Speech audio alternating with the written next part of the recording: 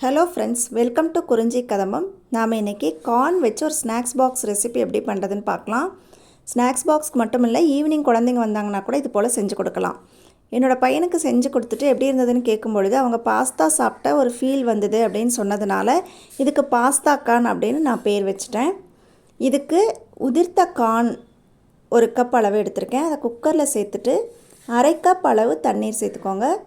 Medium தீலியே வச்சு 2 whistle விட்டு எடுத்துக்கணும்.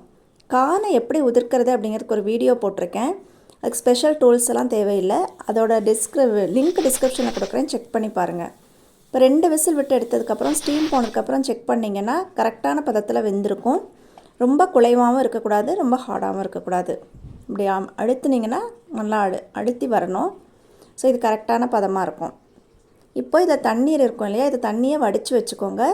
தண்ணீர் நிறையா இருக்குது, வேஸ்ட் பண்ண வேண்டாம் அப்படின்னா நீங்கள் ரசத்துலேயோ அல்லது குழம்புலையோ கூட சேர்த்துக்கலாம். இப்போ ஒரு கடாயை காய வச்சுட்டு நல்லா காஞ்சதுக்கப்புறமா அடுப்பை ஆஃப் பண்ணிவிட்டு அதில் 2 டீஸ்பூன் அளவு பட்டர், 1/4 டீஸ்பூன் அளவு மிக்ஸ்டு ஹெர்ப்ஸு, ஆரிகேனோ அந்த மாதிரி இருக்கும் இல்லையா அது, 1/4 டீஸ்பூன் அளவு சில்லி ஃப்ளேக்ஸ், 1/4 டீஸ்பூன் அளவு உப்பு. இந்த அளவுகள் உங்களுடைய தேவைக்கு ஏற்ற மாதிரி மாற்றிக்கலாம். கூட்டியோ குறைச்சோ சேர்த்துக்கோங்க. இது கரெக்டான அளவாக இருக்கும். இப்போது ஒரு மிக்ஸ் பண்ணிவிட்டு ஒரு முறை நம்ம வடித்து வச்சுருக்கிற கார்னை சேர்த்துக்கலாம். கார்ன் சேர்த்து நல்லா மிக்ஸ் பண்ணி எடுத்திங்கன்னா உங்களுடைய பாஸ்தா கார்ன் சூப்பராக ரெடி ஆகிடும்.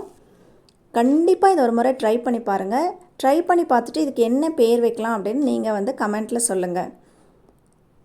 நிறைய ஸ்நாக்ஸ் பாக்ஸ் ரெசிபி இதுக்கு முன்னாடி போட்டிருக்கோம். அதோட லிங்க்கும் டிஸ்கிரிப்ஷனில் கொடுக்குறேன், செக் பண்ணி பாருங்கள்.